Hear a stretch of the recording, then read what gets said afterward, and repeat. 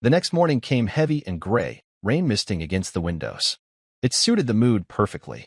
I dressed in a simple black sweater and jeans. No suit, no tie, no pretenses. Today wasn't about looking polished.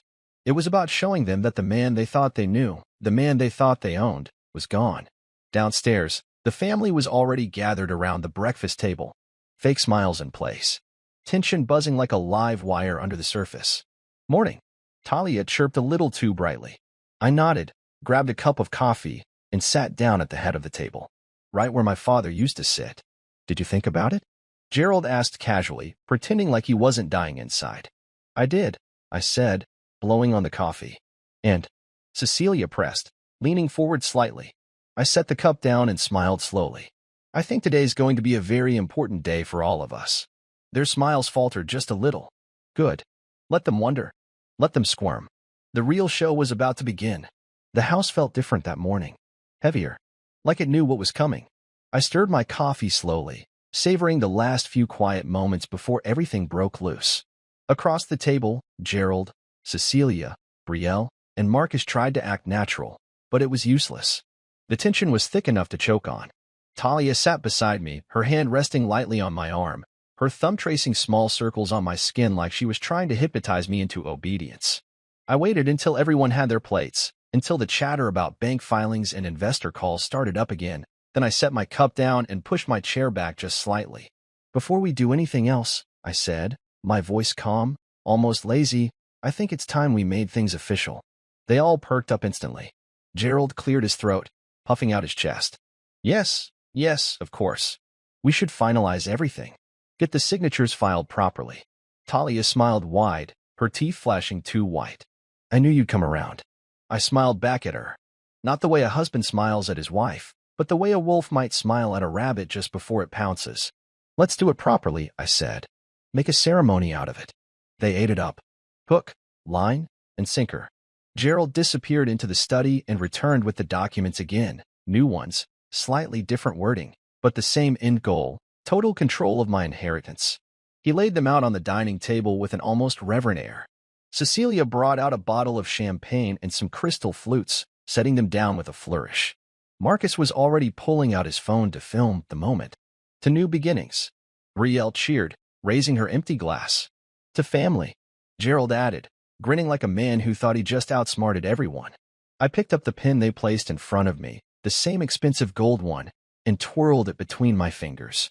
I could feel Talia vibrating with anticipation beside me. She leaned close, whispering in my ear, "This is it, baby. We're going to be so happy." I looked at her, really looked at her. The woman I thought I had married was long gone. Maybe she was never there to begin with. Maybe she was always this person, just waiting for the right moment to show her true face. I smiled. Then, with great care, I lowered the pen and scribbled my name across the line. Or at least, that's what it looked like. In reality, it was the same fake signature, a worthless scrawl that wouldn't hold up in any court. They didn't even notice. They were too busy clapping, laughing, popping champagne. Gerald grabbed the papers before the ink even dried, stuffing them into a leather folder like a man grabbing a lifeline. Marcus whooped loudly, shaking my hand so hard it almost hurt. "You won't regret this, man," he shouted. Brielle kissed my cheek. Cecilia beamed with pride.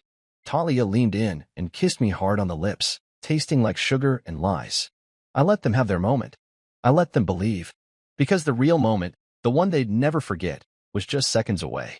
I stood up, pulling my jacket off the chair. From the inside pocket, I pulled out two things, the small recorder and a thick manila envelope. I set both on the table with a quiet, deliberate thud. The room fell silent. "What's that?" Gerald asked, his voice too loud in the sudden stillness. I clicked the recorder. From the tiny speaker came the sound of their own voices, clear as day. "He's too soft. Always was. We'll have everything once he signs. Just smile. He'll fold. He always does." Their faces paled. Talia's hand slipped off my arm. Cecilia's glass tipped over, spilling champagne across the tablecloth. Gerald reached for the recorder like he could somehow erase what had already been captured, but I moved faster, slipping it back into my pocket. "You see," I said, my voice calm and even, "I wasn't as soft as you thought." Marcus jumped to his feet. "You can't prove anything." I opened the manila envelope and pulled out copies of forged loan documents, shell company records, wire transfers in my name. Documents that traced every lie, every theft, back to Gerald and his little crew. Luis Ortega had done excellent work. I tossed the copies across the table like playing cards. You forged my signature, I said softly. Took out loans against my trust. Tried to cover your debts with my inheritance. And when that wasn't enough, you staged a fake heart attack to drag me back here. No, Talia gasped. It's not like that, eh? I turned to her, and for the first time, I let her see the truth in my eyes. You used my father's name as bait, I said. You used me. She burst into tears, but I didn't buy it. Not anymore. Outside, the sound of tires crunching on gravel echoed through the open windows. Gerald moved toward the door, but I raised a hand. I wouldn't, I said. The front door swung open. 2 federal agents stepped inside, badges raised. Gerald Weston, Cecilia Weston, Brielle Weston, Marcus Ellis, you're under arrest for fraud, wire fraud, conspiracy to commit fraud, and forgery. Chaos exploded. Brielle screamed. Marcus cursed and shoved a chair over. Cecilia collapsed into Gerald's arms, wailing. Talia just stood there, frozen, mascara streaking her cheeks as she realized the game was truly over. The agents moved quickly, snapping on handcuffs, reading them their rights. Marcus tried to run but didn't make it past the front porch before 2 agents tackled him. I stood still, watching it unfold, feeling nothing but a deep, cold satisfaction settle in my chest. They thought they could outsmart me. They thought they could rob me, destroy everything my family had built, and walk away laughing. Instead, they were being led away in handcuffs, faces pale, dreams shattered. As Gerald was pushed past me, he sneered, You think this makes you better than us? I smiled faintly. No, I said. It just makes me free. The door slammed shut behind him. And just like that, the house was quiet again. Empty. I turned to Talia. She was still standing there, shaking. I never wanted this, she whispered. You made your choices, I said simply. Now live with them. She collapsed into a chair, sobbing. I didn't offer comfort. I didn't say another word. I walked out the door without looking back. The air outside smelled different. Fresher. Cleaner. Like rain had washed the rot away. I stood there for a moment, letting it sink in. This wasn't just the end of their con. It was the beginning of something better. Something mine. The house was silent after the storm. Not the peaceful kind of silence, but the heavy, hollow kind that fills the air when something is truly over. The federal agents were gone now, dragging the Weston family's dreams and schemes away with them. The front door hung slightly open, rocking on its hinges with each small breeze, like even the house itself was trying to exhale. I stood there for a long minute, staring at the empty living room. The papers they had been so desperate to get me to sign still sat on the coffee table, abandoned and worthless.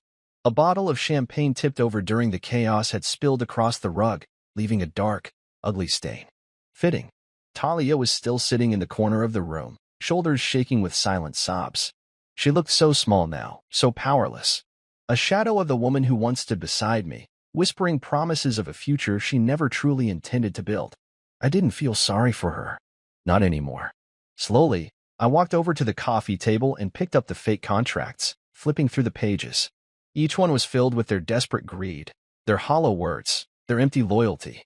I held the papers over the fireplace and let them catch fire, watching the edges curl black, the flames eating away at everything they had tried to steal. Talia flinched at the sound but said nothing. I waited until every last page was ashes before turning back to her. You could have told me, I said quietly. You could have trusted me. She lifted her tear-streaked face, her voice barely more than a whisper. I was scared. Gerald said. He said if we didn't get the money, everything would fall apart. I nodded slowly. And you decided it was easier to betray me than to ask for help. She didn't deny it. She didn't even try. Instead, she stood up shakily and crossed the room, stopping a few feet in front of me. Please, Grayson, she whispered. We can fix this. You and me. We don't need them. We can start over. Her hand reached out, trembling slightly. I looked down at it, then back up into her pleading eyes. It would have been so easy to take her hand, to pretend none of it happened, to pretend the lies, the manipulation, the betrayal were just mistakes. But some things you don't come back from. Some things, once broken, stay broken forever. I'm filing for divorce, I said, my voice steady. First thing tomorrow. Talia gasped like I'd hit her. No, she said, shaking her head violently. No. You don't mean that. We're married. You said for better or worse. This is just worse, right? I stared at her, feeling absolutely nothing. You chose worse, I said, all by yourself. She crumpled onto the couch, sobbing into her hands. I left her there and walked upstairs to the guest room, grabbing my bag. I didn't need anything else. Not from this house. Not from this family. On the way down, I spotted something that made me pause, a picture frame on the wall. It was a photo of Talia and me, taken just a few weeks after our wedding. We looked so young, so stupidly happy. She was clinging to my arm, laughing at something I had whispered in her ear. I stared at that photo for a long time before reaching up and pulling it off the wall. The frame cracked as it hit the floor, the glass splintering across the hardwood. I didn't pick it up. I didn't look back. I just walked out the door. Outside, the rain had started again, a soft drizzle that blurred the edges of the world. I stood on the porch for a moment, breathing in the clean, wet air. It smelled like freedom, like a fresh start. A black SUV pulled up to the curb, and Mr. Albright stepped out, carrying a thick file under one arm. "You sure about this?" he asked, his voice rough. I nodded. "Yeah, I'm sure." He handed me the file. Inside was everything I needed: proof of their crimes, bank records, false investments, signed confessions extracted during the arrest. It was over. "Good work," he said, clapping me on the shoulder. "Thanks," I said. And I meant it. We stood there in silence for a moment, two men who had seen too much and trusted too little.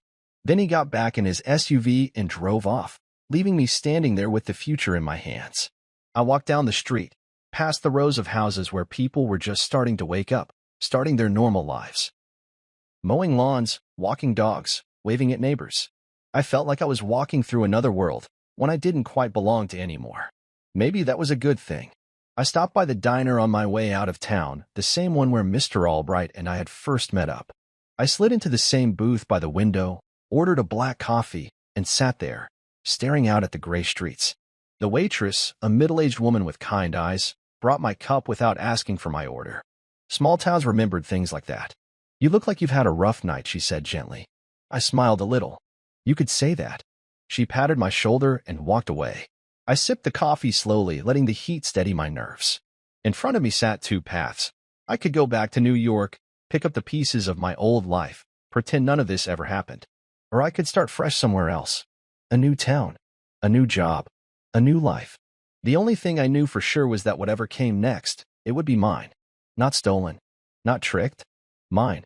I reached into my bag and pulled out my phone, scrolling through listings for coastal towns, mountain retreats, little places no one ever paid attention to. Places where a man could rebuild quietly, without the noise of liars and thieves dragging him down. The screen blurred for a second, and I realized my hands were shaking. Not from fear. From relief. It was over. It was finally over.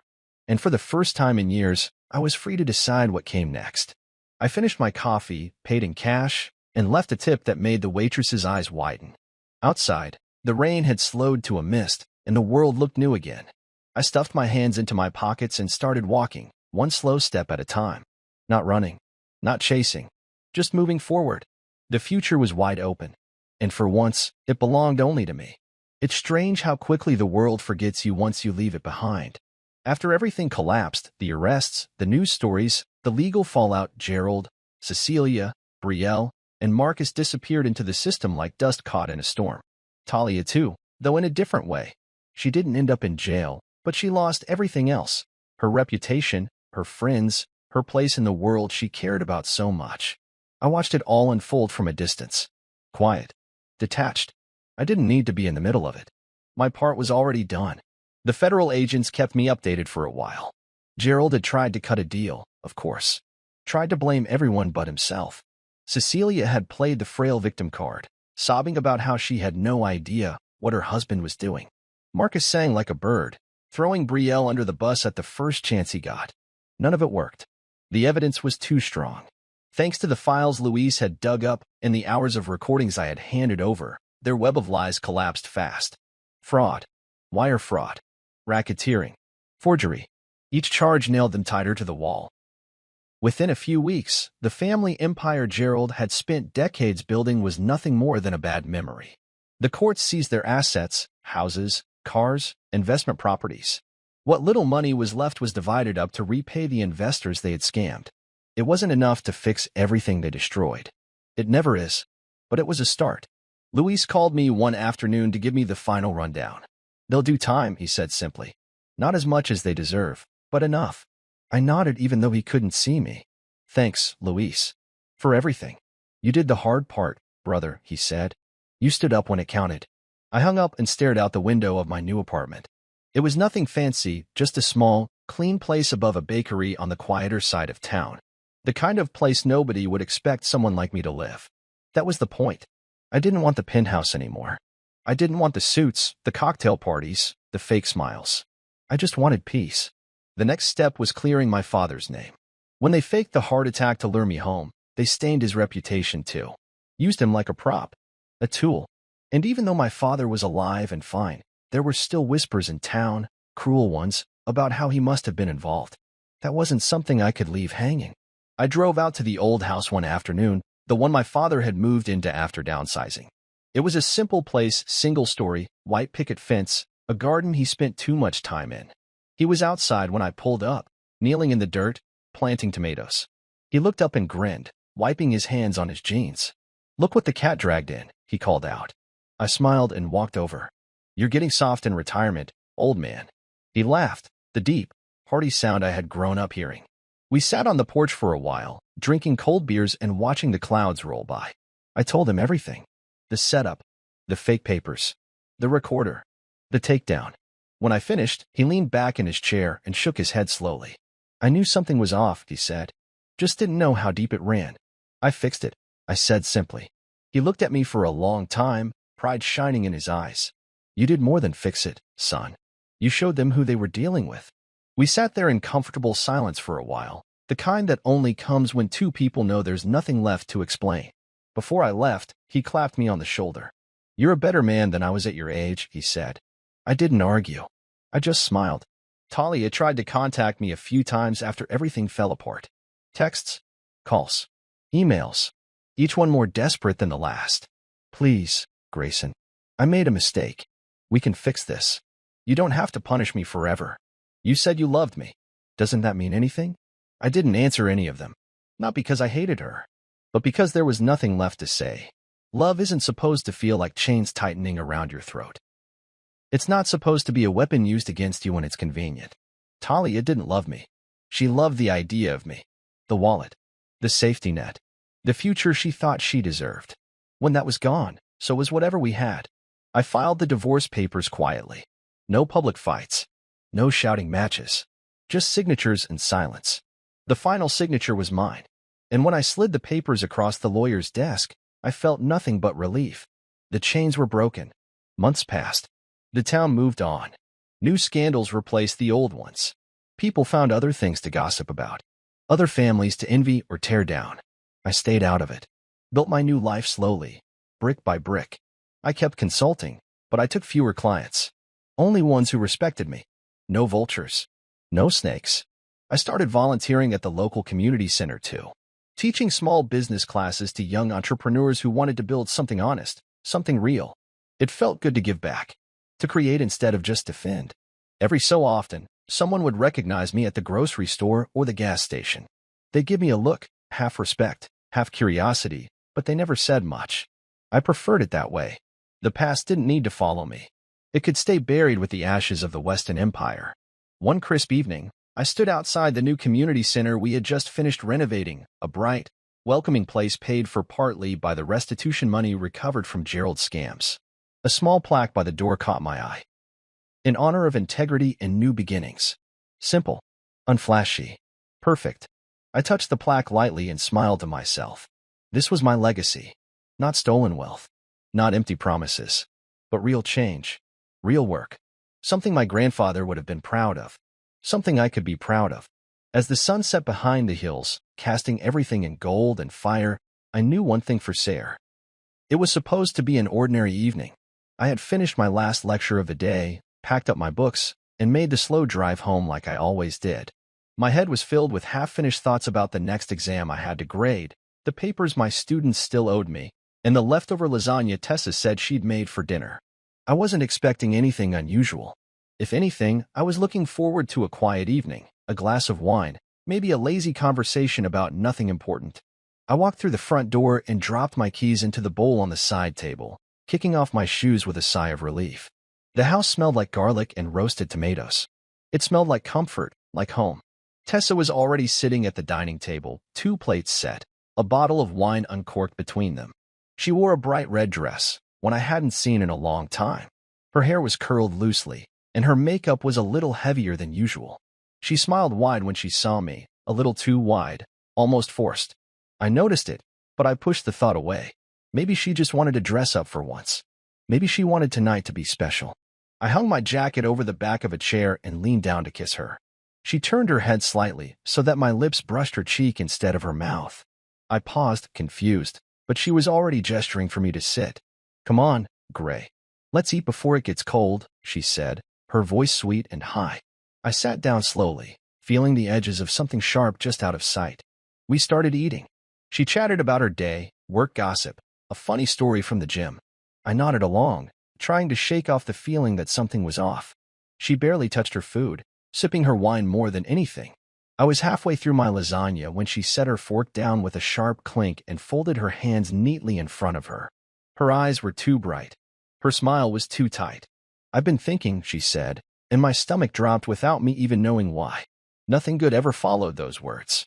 I wiped my mouth with a napkin, trying to stay calm. "Yeah? About what?" She leaned forward, elbows on the table like she was about to share the greatest idea in the world. "An open marriage," she said, her voice bubbling with excitement. "That's what every wife dreams of. Freedom, adventure, new experiences. And I've decided," she paused, almost savoring the moment, "I'm going to open up our marriage, whether you like it or not." For a second, I thought I misheard her. Maybe she was making some sort of bizarre joke. I let out a breathy laugh, waiting for her to laugh too, waiting for her to say she was kidding. But she didn't. She just stared at me, waiting for me to catch up to the nightmare she had just handed me over a dinner plate. My fork slipped from my fingers and clattered onto the plate. I sat there, frozen, feeling like the room had suddenly tilted sideways. My heart pounded in my ears, and my mouth felt dry. "What? What are you talking about?" I managed to croak out. Tessa rolled her eyes, like I was being deliberately slow. "Come on, Gray. Don't be so dramatic. It's not the end of the world. Lots of couples do it. It's modern. It's healthy. Besides, it'll be good for us. It'll make things exciting again." Her words hit me like slaps. Modern. Healthy. Good for us. I stared at her like I didn't know her at all, like the woman across from me wasn't the woman I married. The woman who once cried at our wedding vows because she said she couldn't believe how lucky she was to find me. "You decided," I repeated slowly, my voice shaking. "Without me." She shrugged like it was no big deal. "You'll come around. I know you. You just need time to get used to the idea." I pushed my chair back and stood up, the legs scraping against the floor with a sharp screech. For a moment, I seriously considered walking out, just grabbing my keys and leaving, slamming the door behind me, pretending this conversation never happened. But my legs refused to move past the table. I stayed rooted to the spot, too stunned, too hurt to even think straight. "You can't just make that decision for both of us," I said finally, struggling to keep my voice steady. "Marriage is a partnership, Tessa. You don't just unilaterally decide to bring other people into it." She huffed, crossing her arms. "Maybe if you weren't so boring all the time, I wouldn't have to." The words sliced through me, sharper than any knife. Boring. After everything, the late nights helping her study for her degree, the job I picked up just so we could afford her dream vacations, the endless patience, the quiet loyalty, I was boring. Disposable. Replaceable. I sat back down heavily, burying my face in my hands for a moment. I wanted to scream. I wanted to shout in rage and throw something against the wall. But I didn't. I just sat there, feeling the first cold waves of betrayal settle deep into my bones. "Tessa," I said quietly, lowering my hands. "If you go through with this, there's no going back. You understand that, right?" Her face softened for half a second, a flicker of something doubt, maybe crossing her features. But then she lifted her chin stubbornly. "I don't care. This is what I need. If you love me, you'll support me. If you love me." She said it like a weapon, like a dare. I stared at her, really stared, trying to see the woman I fell in love with somewhere under the layers of selfishness and arrogance that now covered her face. But all I saw was someone who was willing to burn everything we built just to chase a feeling. I said nothing else. I stood up again, this time slower, calmer. I gathered my plate and hers, scraping the barely touched lasagna into the trash. The clang of porcelain against the sink filled the silence between us.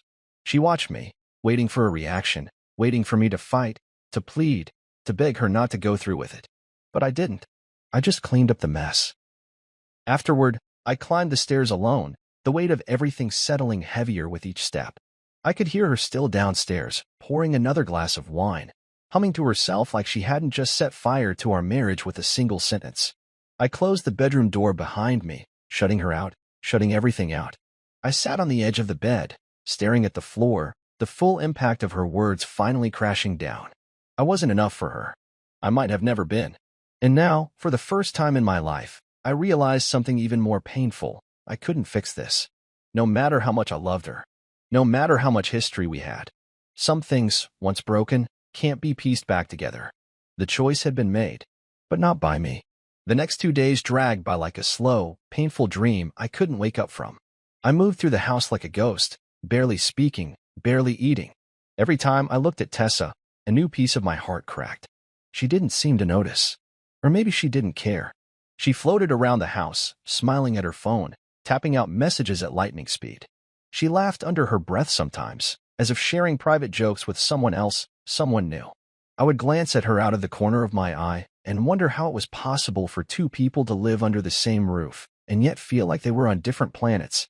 The worst part wasn't even the betrayal. It was the way she acted like nothing was wrong, like we were still fine, like I should just get over it and join her in this new, exciting chapter she kept talking about. She started dressing differently, wearing tighter dresses, bolder makeup. She ordered new perfumes online, expensive ones, with exotic names I couldn't pronounce. She would spray them on her wrists and neck before she left the house in the evenings, saying she was meeting up with friends in a voice too casual to be innocent. I didn't ask where she was going. I didn't want to hear the lies. I sat alone at the kitchen table, staring at the second plate I had set out of habit, untouched and growing cold. I stared at the empty chair across from me and realized that somewhere along the way, the woman I loved had disappeared, leaving a stranger in her place. At night, I barely slept. I would lie on my back, staring at the ceiling, listening to the soft tick of the wall clock counting away the seconds of a life that no longer felt like mine. Sometimes I would hear the faint buzz of her phone vibrating on the nightstand as another message came through. I never looked. I didn't need to. Whoever was on the other end of that phone was more important than I was now. By the second morning, the walls of the house felt like they were closing in on me. I couldn't breathe. I grabbed my keys and left without a word, not even bothering to tell Tessa where I was going. She didn't ask. She was too busy scrolling through her messages, smiling at the little glowing screen in her hand like it held the secrets to her new, better life. I drove without thinking, letting the streets blur past me until I ended up parked in front of an old coffee shop downtown. It was a place I used to love when I was younger, before life got so complicated, before everything had strings attached.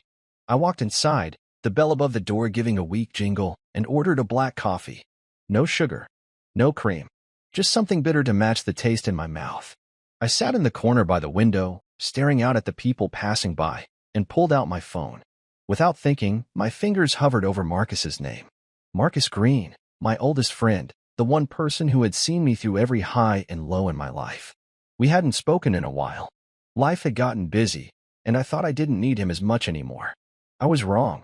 I hit call before I could talk myself out of it. He picked up on the second ring. "Gray," he said, his voice warm and familiar. "Man, it's been too long." I opened my mouth, but no words came out at first. My throat was tight, like something was stuck there. Finally, I managed a hollow laugh. "Yeah, it has." He heard it immediately, the strain in my voice, the weight behind it. "Where are you?" he asked. "You sound like hell." "Downtown," I said. "Mean house. You busy?" "Be there in 10, he said without hesitation. He hung up before I could argue. True to his word, Marcus was sliding into the booth across from me 10 minutes later, still in his mechanic's jumpsuit, grease smudges on his hands. He looked at me closely, his brow furrowing. "Talk to me." I didn't sugarcoat it. I didn't even know how to. I just blurted it out, right there in the middle of the coffee shop. "She wants an open marriage." Marcus leaned back slowly, his eyes never leaving mine. He let out a low whistle. "Damn," he muttered. He rubbed a hand over his face, like he was trying to wipe away what he just heard. I'm sorry, Gray. I really am. I shrugged, trying to act like it didn't hurt, but the crack in my voice gave me away. She said it like it was already decided, like I didn't even get a say. Marcus was quiet for a moment, just watching me. Finally, he said, "You don't owe anyone your dignity, Gray. Not even your wife." I stared at him, those words sinking in deeper than I expected. You don't owe anyone your dignity. I had spent so long bending over backward, trying to be the good husband, the supportive partner, the steady rock. I had let things slide that I shouldn't have.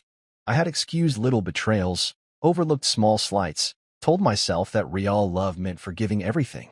But maybe I was wrong. Maybe real love wasn't about losing yourself just to keep someone else happy. Marcus leaned forward, lowering his voice. You gotta decide what you're willing to live with, man. Because once you give up your self-respect, you're not getting it back. Not from her. Not from anyone. I nodded slowly, the words heavy and uncomfortable but true. I stared into my coffee cup like it could give me answers, but all I saw was my own reflection, tired, worn down, and hollow-eyed. I didn't recognize myself anymore. We talked for a while longer, about nothing and everything.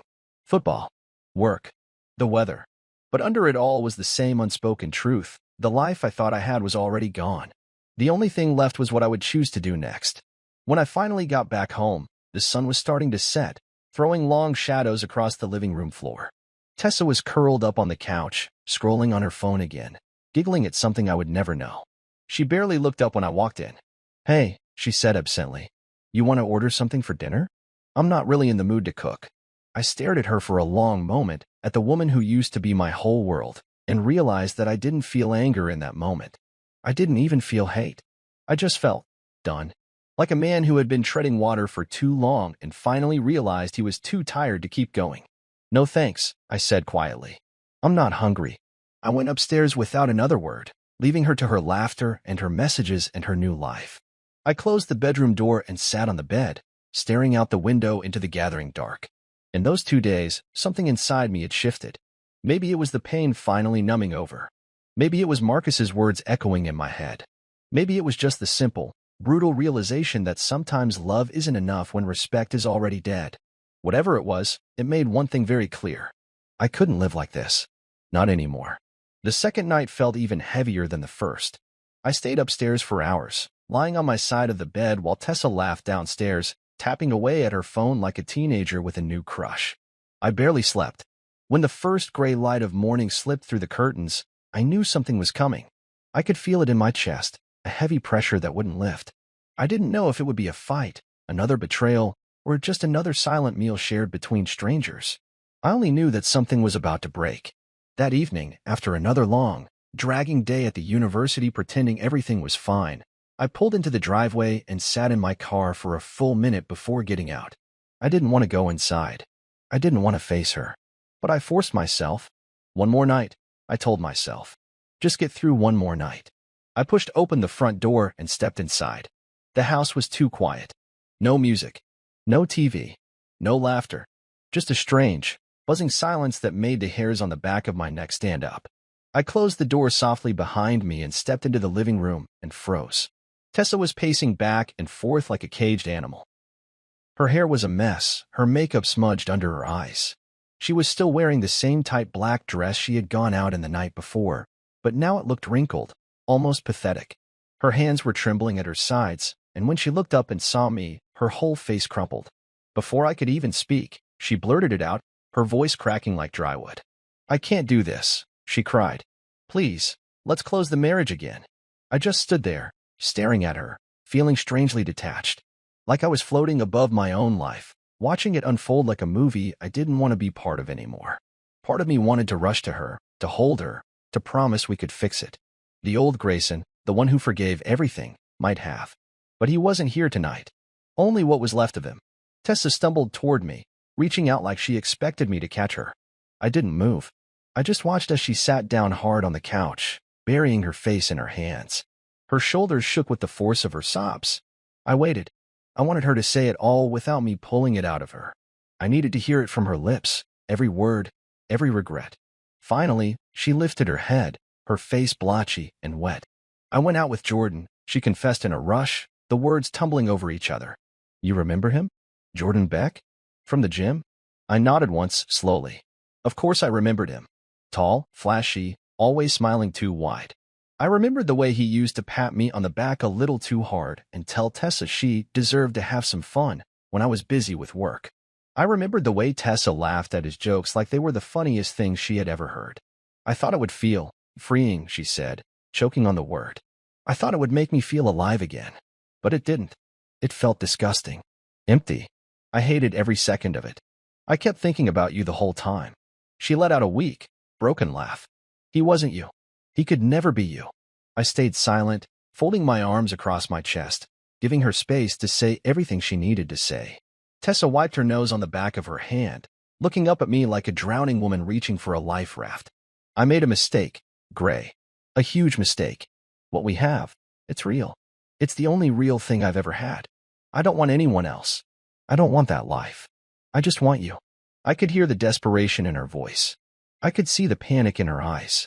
She realized now that she had taken something rare and beautiful and smashed it against the rocks, thinking she could always come back and find it waiting for her.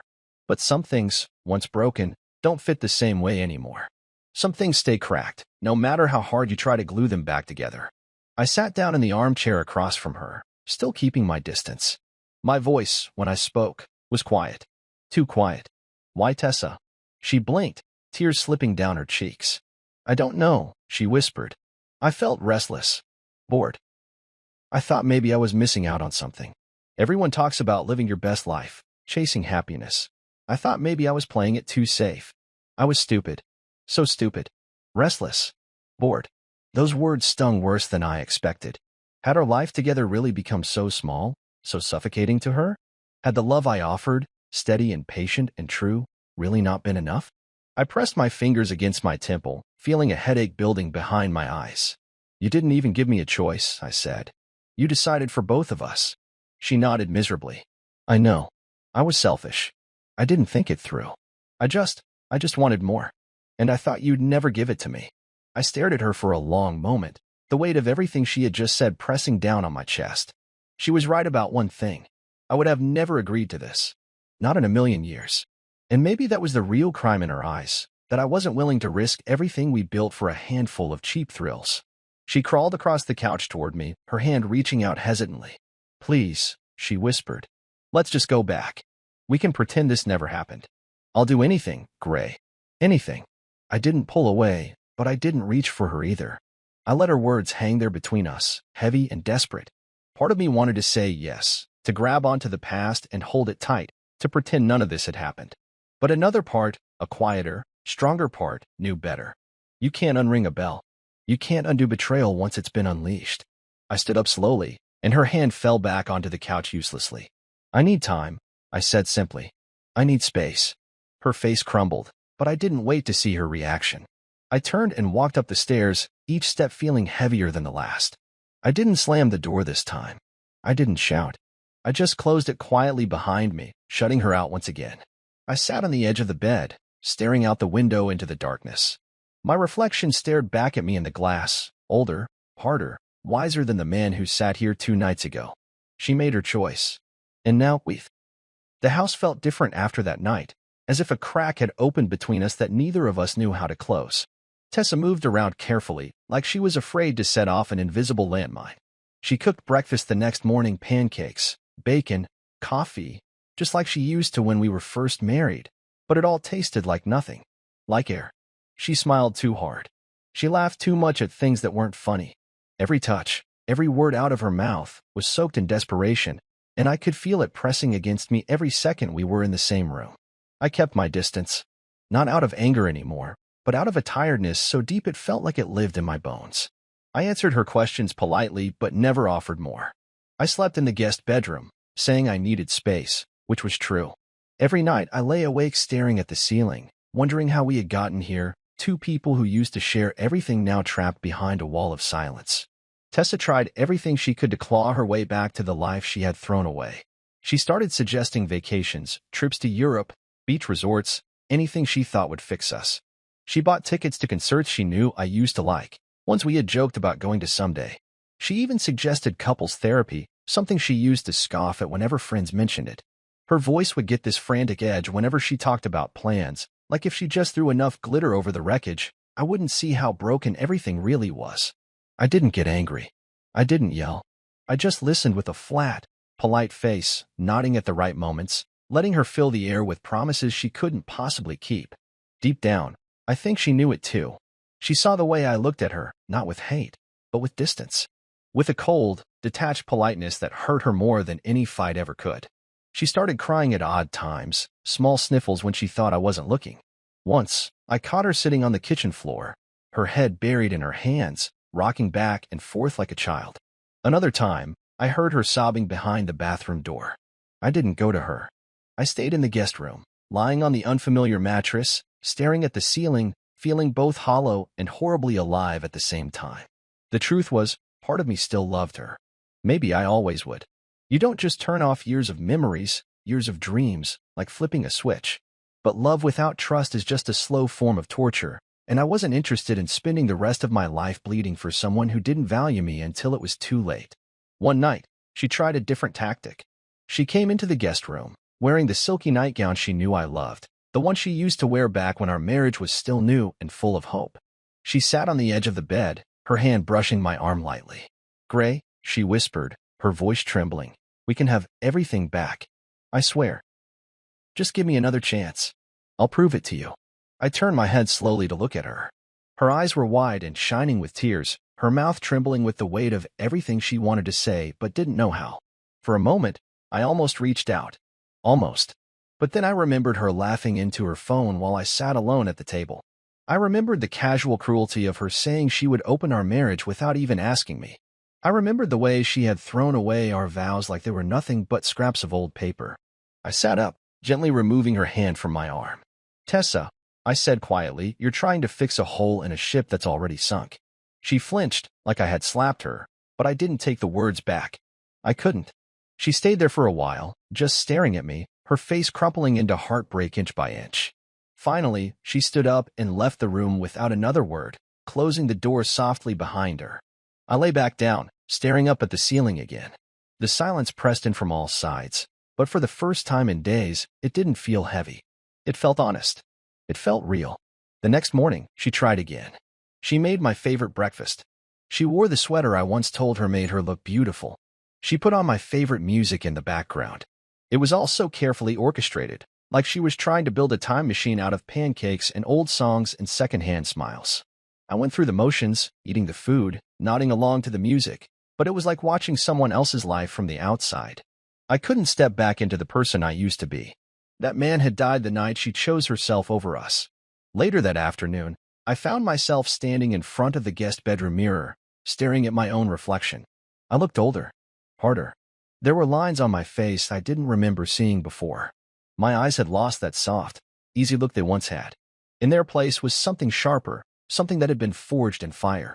I realized something standing there in that quiet, lonely room.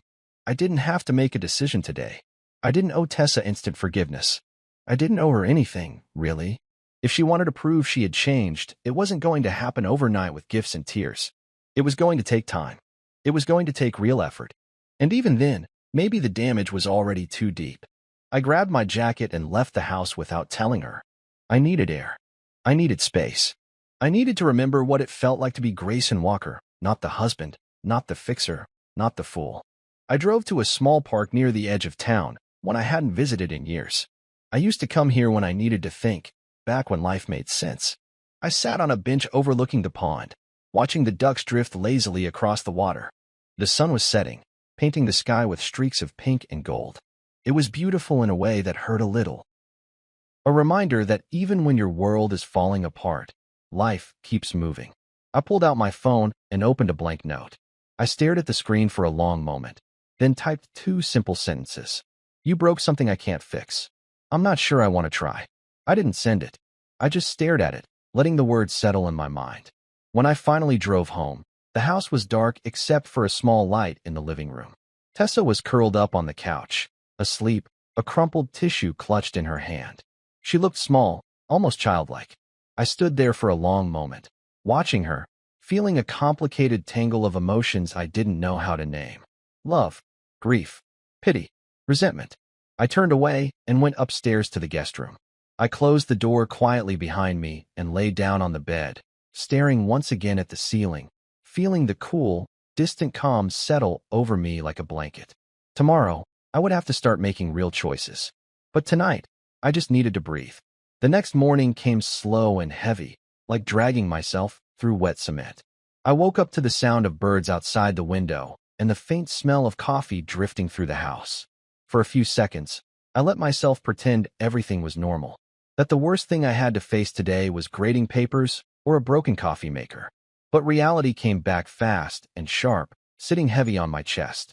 I showered, dressed, and made my way downstairs.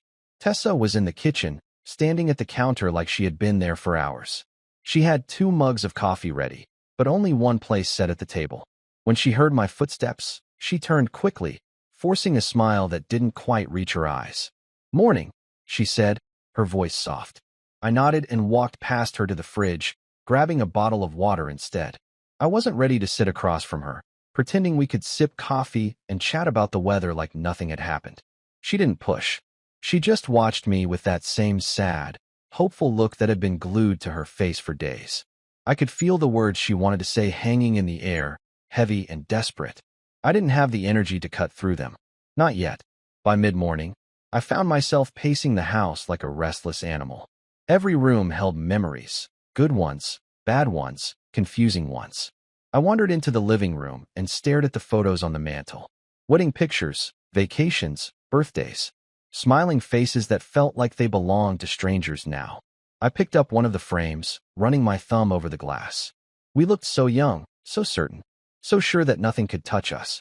I set the photo down and backed away like it had burned me. Later that afternoon, my sister Holly stopped by. I hadn't planned to call her.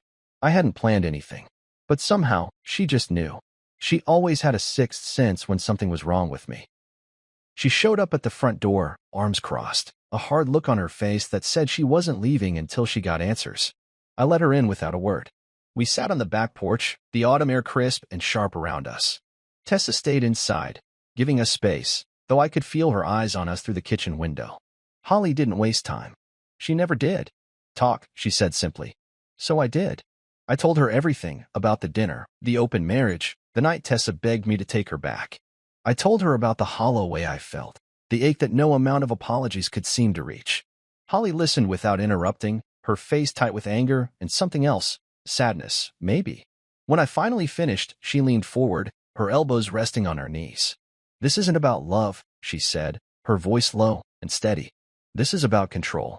I blinked, caught off guard. "Control?" She nodded firmly. "She didn't come to you asking for an open marriage. She didn't sit down and have a real conversation. She made a decision for both of you and dared you to challenge it. That's not love, Gray. That's someone trying to hold all the power in the relationship." I leaned back in my chair, letting her words sink in. Control. Power. I hadn't thought of it like that before. I had been so focused on the betrayal, the hurt, that I hadn't seen the bigger picture. Holly continued, her voice softening. "You've always been the steady one. The one who forgives, who works through things, who doesn't give up easily. That's a beautiful thing, Gray. But it also makes you a target for people who think they can walk all over you, and you'll just stay because you're the good guy." She reached out and squeezed my hand, hard. "You don't have to stay where you're not respected. You're allowed to want more than just an apology. You're allowed to choose yourself." I swallowed hard against the lump rising in my throat.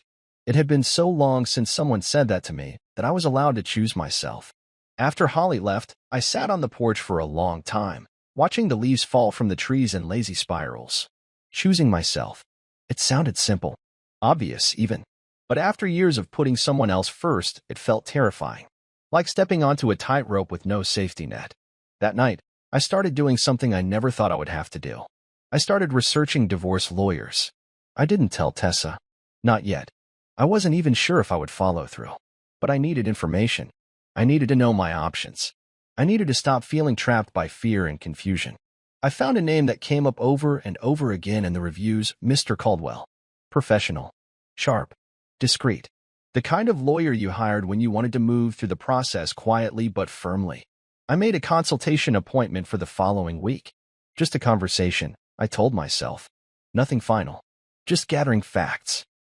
When I finally closed the laptop, I realized my hands were shaking. Upstairs, Tessa was already in bed, the soft glow of her tablet lighting up the room. She looked up when I entered, her face hopeful. "Hey," she said carefully. "I was thinking, maybe we could plan a little weekend getaway? Just the two of us. Somewhere quiet." I forced a small smile. "Maybe." I climbed into bed, the guest bed, still, and turned off the light, plunging the room into darkness. I lay there listening to the soft hum of the heater, the creak of the house settling around us. I wasn't ready to tell her about the lawyer.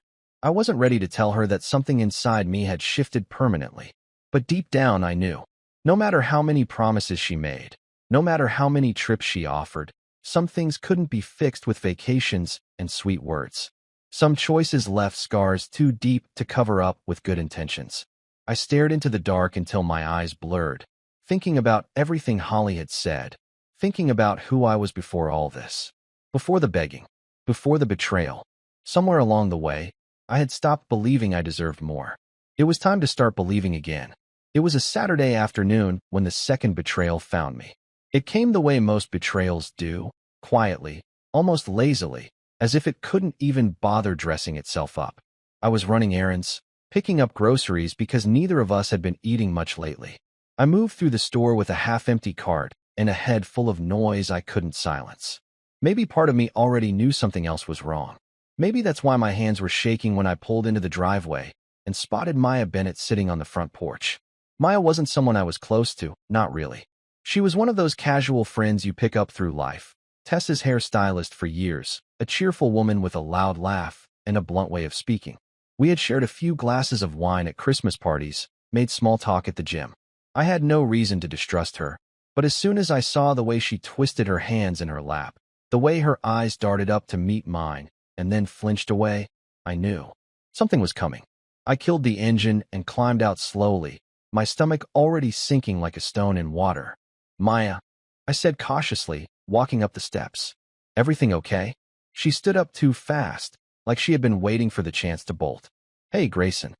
Can we talk? Just for a minute." I glanced toward the house. Tessa's car was gone. Good. I wasn't sure I wanted her here for this, whatever it was. I nodded and motioned to the porch swing. We both sat, a careful space between us, the wood creaking under our weight. She hesitated for a long time, wringing her hands, chewing her bottom lip. Finally, she blurted out, "I probably shouldn't be telling you this, but I can't keep pretending I don't know." My mouth was dry. I waited. "Tessa's been talking about opening your marriage for months," she said, each word like a small explosion. "Long before she told you. She's been planning it with Jordan. They've been close for a while now." I stared at her, trying to make sense of what she was saying, but the words crashed over me too fast to catch. "Close," I repeated, the word foreign on my tongue. Maya winced. "I mean, emotionally. Maybe more. I don't know exactly when it started, but it's been going on for a lot longer than you think." The porch creaked again as I leaned back, the world tilting dangerously. I gripped the edge of the swing, feeling like if I let go, I might fall straight through the earth. "You're telling me," I said slowly, forcing the words out, "that when she came to me at dinner, acting like it was a sudden idea, she had already been involved with him?" Maya nodded miserably. "I'm sorry. I thought maybe she would come clean. Maybe she'd fix it. But then I saw her the other day, bragging about how you were being so patient and giving her time to figure it out." Maya shook her head, disgusted. "I couldn't sit on it anymore. You deserve to know." I sat there for a long time after she left, staring at nothing, letting the truth settle like broken glass in my chest. It wasn't just the idea of an open marriage that had destroyed us. It wasn't even the night she begged for forgiveness. It was the realization that she had already betrayed me before any of it even started. That she had treated our marriage like a backup plan while she tested the waters with someone else. I thought I had reached my limit before. I thought the worst was behind me. I was wrong. That night, when Tessa came home, humming some song under her breath, I didn't say anything. I didn't confront her right away. I watched her instead. Really watched her. The way she avoided meeting my eyes. The way she nervously checked her phone every few minutes. The way she smiled a little too brightly, like someone trying to sell me a house they knew was infested with termites. I saw it now, clear as day. She didn't want to rebuild our marriage. She wanted to rebuild her safety net. She wanted me to be the man standing there with open arms when her fantasy world with Jordan inevitably crashed and burned. She wanted the old Grayson back, the one who would forgive anything, overlook anything, just to keep the peace. She didn't love me. Not really. She loved the idea of me, the steady, forgiving husband who would always be there, no matter how badly she hurt him. I went upstairs, closed the door to the guest bedroom, and pulled out the notepad I kept by the bed. I made a list. Not of everything she had done wrong. That would have taken too many pages. I made a list of everything I had lost by staying, my peace, my pride, my self-respect. I stared at that list until the words blurred together, and then I folded the paper neatly and tucked it into my wallet. A reminder. A promise. The next morning, I texted Mr. Caldwell's office to confirm our meeting. No hesitation. No second-guessing. I was done waiting for Tessa to change. I was done waiting for some miracle to come save us. I was going to save myself. Later that afternoon, I sat across from Tessa at the kitchen table, our coffees growing cold between us. She was chattering about some movie she wanted to watch that night, something light and funny. I let her talk, let her paint this ridiculous picture of a normal evening, and then I calmly set my mug down and looked her in the eye. I know about Jordan, I said. Her mouth snapped shut mid-sentence. The color drained from her face so fast it was like watching a curtain drop. I know you were seeing him before you ever brought up the idea of an open marriage, I continued, my voice steady. I know you lied. Repeatedly. She opened her mouth to speak, to deny it, maybe, or to spin another story, but I raised a hand to stop her. I'm meeting with a lawyer next week, I said. I'm filing for divorce. The silence that followed was so deep I could hear the refrigerator humming in the next room. Tessa's face crumbled. She lunged across the table, grabbing my hands in hers, her voice breaking into 1,000 jagged pieces. No, Gray, please, listen. I messed up, okay? I made mistakes. But we can fix this. We can go to therapy. We can heal.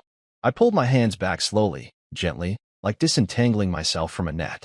We can't, I said quietly. You killed it. You just didn't realize it yet. Tears streamed down her face as she begged, pleaded, promised anything and everything. But it was too late. The part of me that would have forgiven her, that man was gone, buried under the rubble she created. I stood up, grabbed my jacket, and walked out the door, leaving her sobs behind me. Outside, the air was crisp and clean, the sky a deep, endless blue. For the first time in a long time, I felt like I could breathe. It's strange how calm you feel when you finally make a decision that's been tearing you apart for weeks. There was no panic as I walked back toward the house after the confrontation. No shaking hands. No second thoughts. Only a sea.